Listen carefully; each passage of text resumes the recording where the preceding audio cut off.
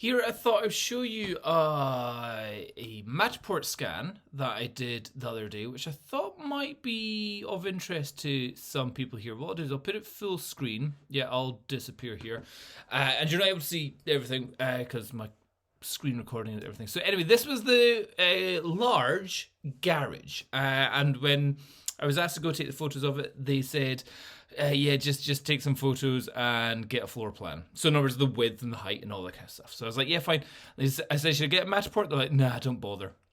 But I was like, no, when I got there, I was like, this is definitely interesting for a Matterport. And I'll show you my the Matterport finalized scan. That's what it looks like there. You can see that. And you may see like my car is kind of in there. And that's what so what I did, I effectively did 2 scans of the carport, of the garage, I should say.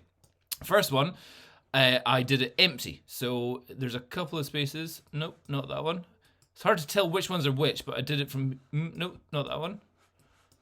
That one, the car disappears. So I managed to get my car to disappear and it's not there, and then brought it back in. The reason why I did this is because this garage is quite special because of how big it is, right in the city centre, how deep it is, and people would want to know how deep it was, how tall it was, what it was really like inside, and how, could they get a car in, could they not get a car in? And I thought, if I just did a scan with no car in there, it's still quite difficult for people to get an idea of the scale of it. Yeah, sure, they've got their little measuring tool down at the bottom. You could go into floor plan mode, do a measurement, kind of say, yeah, it's probably about 9.5 meters. You could probably get maybe 2 small cars in there. Yeah, maybe that'll do. And maybe you could figure out its width here is about 3.5 meters wide. But it doesn't give you the real idea of it. So I thought, I'm going to do it again, but with my car in it. And I added it to the scan that I was doing in the first place. So this way, I thought was quite a good idea where you can see, look, you can get a whole car in, granted a 5-door Mini, still have a pile of space at the back for getting in and out, and loads of room. So there, that gives you a good idea. It's like, okay, that's how far the Mini's in, and yet you've still got all this extra space up at the front here. All the way from here, you've got all this for, I don't know, a workstation or keeping your cleaning equipment, or if you wanted to hose your car down or something like that. It's just, that was a cool idea. And I was very impressed with what Matterport did.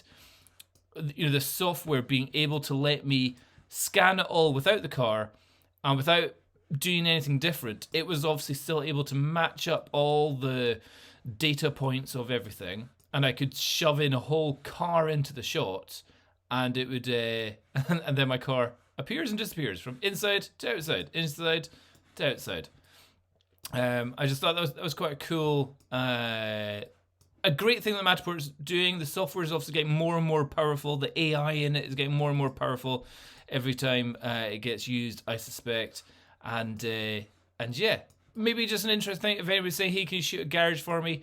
If you have the ability to do it, show it before and after, and give them an idea of what it looks like with and without a car.